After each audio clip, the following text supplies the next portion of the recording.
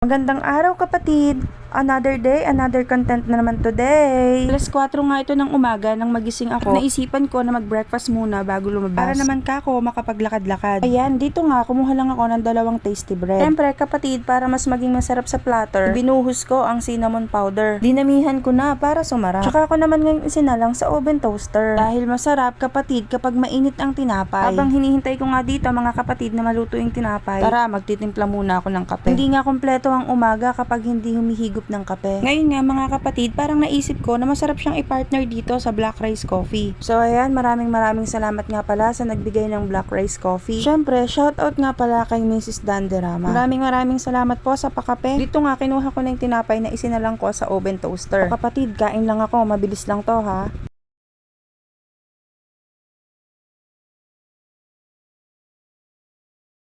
O diba kapatid, ang bilis lang. Ayos na ang umagahan. Pagkatapos ko nga kumain ng umagahan, naglakad-lakad lang ako. Para sabi ko nga makapag-exercise at mapawis-pawisan na din. Kasi alam nyo ba mga kapatid, pag nakakapaglakad-lakad ako, talagang buong maghapon ko nagiging productive. Dito nga mga kapatid, na-realize ko na maaga pa pala yung paglabas ko. Kasi madilim-dilim pa nga. Gusto ko pa naman sana yung medyo pumuputok na yung araw. Ang sarap kasing tingnan ng paligid, lalo na kapag sumisikat pa lang yung araw. Wala lang, share lang. Kayo ba mga kapatid, naranasan nyo na rin ba yun? Yung mapapasabi ka na lang ng every gising is a blessing. Kasi sobrang ganda nung nakikita mong tanawin. At the same time, nakaka-relax, diba? Grabe din talaga yung mga gumigising ng maaga para mag-jogging at mag-walking. Para mapanatili mo talaga yon, kailangan mo ng discipline. Plano ko nga rin pala mga kapatid na pagdating ko sa kanto, bibili na ako ng iluluto ko. Total, nakadalawang ikot na rin naman ako. Sapat na yon para sa umagang to. Hindi ko na nga pala napakita sa inyo kung paano ako mamalengke. Pero dito nga, uumpisahan ko na ang cooking show ko. Ay ang pagluluto ko. Kinuha ko nga lang dyan yung sangkalan. Ginayat ko na rin yung mga kakailanganin kong gulay. Tulad na lang ng sitaw, okra, mustasa, talong, at kalabasa. Habang pinag-swimming ko na nga mga kapatid yung isda sa kumukulong mantika, ginayat ko na nga rin dyan yung kamatis, sibuyas, at bawang. Para nakahanda na nga yung kakailanganin ko pag nagluto na ako ng gulay. Dito na nga, sa pinagprituhan ko ng isda, inilagay ko na yung bawang at sibuyas. Pinagsabay ko na silang dalawa para hindi sila magkatampuhan. Baka sabihin naman, may favoritism ako, wala naman. Katulad na lang nitong gabi, hindi ko nabanggit kanina. Baka ako magtampo siya, kaya inuna ko na. Sa mga puntungang to, mga kapatid, kung saan ko pinarito yung isda, doon na lang din ako magigisa at magluluto ng gulay. Nilagay ko na nga rin pala dyan yung kamatis. Hindi ko na rin pala pinatagal, tsaka ko nilagay yung kalabasa. Binuhusan ng tubig para lumambot na sila, tsaka ako naman tinakpan. Dahil pakiramdaman nga lang to mga kapatid, nung makita ko nga na kumukulo na siya ng ganito, tsaka ko naman ngayon pinaliguan ng bagoong isda. Hindi ko na nga pala yan nilagyan ng asin dahil yan na magsisilbing pampaalat niya. Dito nga nilagay ko na rin yung iba pang mga gulay. Magkaroon na sila ng pagkakaisa, makuha na ang masarap na timpla. O diba? Sa mga gulay nga pala mga kapatid, pili kong nilagay yung dahon ng mustasa para hindi siya madurog at magwarde-warde. Dahon nga pala ng mustasa yung inilagay ko mga kapatid. Wala nga kasing available na ampalaya. Sarap kasi yan mga kapatid kapag medyo mapait. O nga pala mga kapatid, ang tawag ko sa niluluto ko, ginisang gulay ala imbento ni Jewel. Masarap at masustansya naman to mga kapatid. Sabi ko nga sa inyo mga kapatid, kapag mahilig ka naman din sa gulay at hindi ka naman din pihikan, hindi ka nga magugutom dito sa amin. Dahil tumingin-tingin ka nga lang din sa paligid, may makukuha ka ng gulay-gulay. Kumbaga, konti na lang yung bibilihin mo. Yung mga gusto mo na lang idagdag at makita sa recipe mo. Paano ba yan mga kapatid? Luto na yung niluluto kong gulay. Titikman ko na nga muna to kung a-approve kay master. Mukhang mai-inlove na naman sa akin si master nito. Baka sabihin naman niya, siya na ang magbayad ng parcel ko. O siya na mga kapatid, dito ko na tatapusin ang cooking show ko. Goodbye, bukas ulit!